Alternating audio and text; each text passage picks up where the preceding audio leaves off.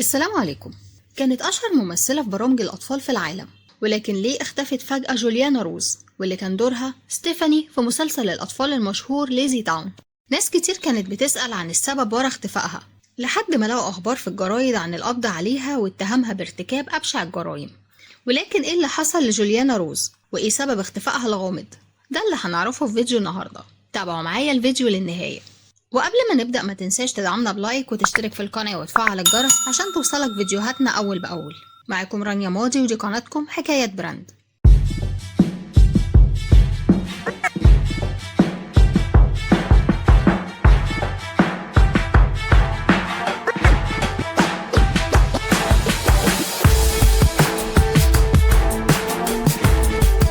كانت جوليانا روز طفلة نشيطة جدا بتحب الغنى والرقص والتمثيل، ومن البداية لاحظ أبوها وأمها مواهبها وقرروا يساعدوها علشان تطور مواهبها، وخلوها تقدم لامتحان التمثيل في مسلسل الأطفال ليزي تاون. ولكن للأسف مخرج المسلسل كان خلاص اختار طفلة تانية هي اللي هتعمل الدور، ولكن لحسن حظها البنت دي انسحبت، وفي النهاية قرر المخرج يختار جوليانا. وقدرت جوليانا تبهر الناس بنشاطها وحيويتها في تمثيل الشخصية، وإنها كانت من أهم الأسباب في النجاح الكبير اللي حققه مسلسل ليزي تاون. فجوليانا هي واحدة من الشخصيات التلفزيونية اللي سابت أثر كبير في نفوس الأطفال من خلال دورها كستيفاني في مسلسل ليزي تاون. والمسلسل ده هو مسلسل موجه للأطفال، اتعرض أول مرة سنة 2004 واتصور في أيسلندا. والمسلسل كان بيجمع ما بين الترفيه والتعليم بطريقة مميزة جدا، بتخلي الأطفال يستمتعوا ويستفادوا في نفس الوقت. والمسلسل كان بيتذاع في 180 دولة في العالم واترجم ل 30 لغة مختلفة منها اللغة العربية، وكانت مشاهدته كل يوم الصبح عادة يومية بالنسبة لملايين الأطفال. وكانت الفكرة الرئيسية لليزي تاون هي تحفيز الأطفال عشان يكون عندهم نشاط ويمارسوا الرياضة وياكلوا أكل صحي زي الفواكه والخضروات، وإنهم ما ياكلوش الأكل غير الصحي. وعلشان كده الأهالي كانوا بيحسوا بالأمان لما أطفالهم بيتفرجوا على المسلسل ده. وبسبب المسلسل قدرت جوليانا تكسب شهرة كبيرة في العالم كله، ولما كان سنها 14 سنة وصلت ثروتها لأكتر من 2 مليون دولار. ولأن البرنامج لما بدأ في سنة 2004 كانت جوليانا روز عندها 13 سنة، وده كان مخليها مثالية لدور طفلة صغيرة. ولكن مع مرور الوقت وإن جوليانا سنها كبر فكان هيبقى صعب إنها تلعب دور طفلة بنفس المصداقية، خصوصا إن البرنامج كان بيركز على الحركة والنشاط.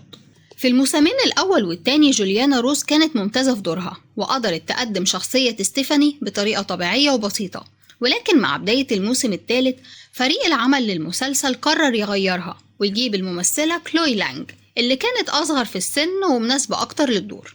والسبب الرئيسي لتغيير جوليانا روز كان إن عمرها ما بقاش مناسب للدور، خصوصا إن شخصية ستيفاني كانت المفروض تكون طفلة صغيرة. ولكن التغيير ده عمل ضجة كبيرة ما بين المعجبين، لأن في عدد كبير منهم ما تقبلوش فكرة تغيير جوليانا وبقوا بيشوفوا إنها الوجه الحقيقي لشخصية ستيفاني. واستمر المسلسل للموسم الثالث والرابع بالممثلة كلوي لانج، ولكن بعد كده انتهى المسلسل بشكل نهائي. وبعد ما انتهى مسلسل ليزي تاون اختفت جوليانا تماما وما رجعتش للتمثيل تاني، وحياتها كلها اتغيرت بشكل كبير. وبدأت الناس تسأل عنها هي راحت فين وليه ما رجعتش للتمثيل تاني، لحد ما شافوا خبر صادم في الجرايد. نشرت واحدة من الجرايد صورة لجوليانا وهي بيتقبض عليها بتهمة حيازة المواد الممنوعة في عربيتها. وكشفت الجريدة إن جوليانا واجهت مشاكل نفسية ودخلت في اكتئاب بسبب الشهرة المفاجئة اللي حصلت لها، وإن بقى ليها تاريخ طويل في تعاطي المواد المخدرة، ده غير معاناتها مع شرب الكحوليات بكثرة كل يوم. وقالوا كمان إن جوليانا شاركت في تصوير بعض الأفلام الخاصة بالبالغين. وبعد شهور من القبض عليها انتشر خبر وفاة جوليانا، وقالت الجريدة إن سبب وفاتها جرعة زايدة من الممنوعات.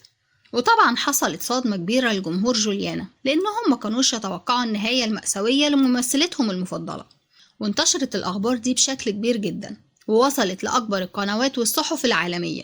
ولكن في الفترة دي حصلت حاجة غريبة جدا خلت الكل في حالة ذهول، لأنهم اكتشفوا إن الممثلة جوليانا عايشة ما ماتتش، وإنه حتى خبر القبض عليها كان بسبب حادثة بسيطة.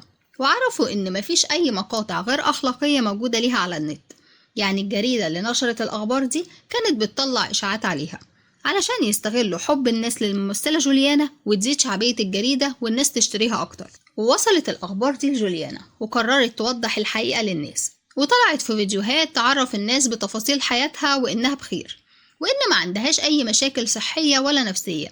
وقالت إن بعد الانتهاء من تصوير المسلسل قررت اعتزال التمثيل، وقالت إن الشهرة كانت تجربة جميلة ولكنها اختارت حياة مختلفة بعيدة عن الأضواء، وإنها كانت عايزة تركز على دراستها علشان تقدر تدخل الجامعة. وبالفعل قدرت جوليانا تحقق حلمها وتكون طالبة متفوقة، ودخلت جامعة كولومبيا ودرست إدارة الأعمال. وقالت لجمهورها إنها مش بتخطط ترجع للتمثيل ولكنها بتحلم تكون سيدة أعمال مشهورة. وبكده خلصت قصة النهاردة عن جوليانا روز المعروفة بستيفاني وسر اختفائها. هستنى رأيكم في التعليقات. لو الفيديو عجبكم ما تنسوش اللايك والشير، والناس اللي أول مرة تشوفنا اعملوا سبسكرايب وفعلوا الجرس عشان يوصلكم كل جديد. ولو انت مشترك ما تنساش تعمل شير في كل مكان، دعمكم مهم قوي علشان نقدر نكمل. ولو عايزين نتكلم عن موضوع معين اكتبوا لنا في التعليقات. بس كده واشوفكم في فيديو جديد. السلام عليكم.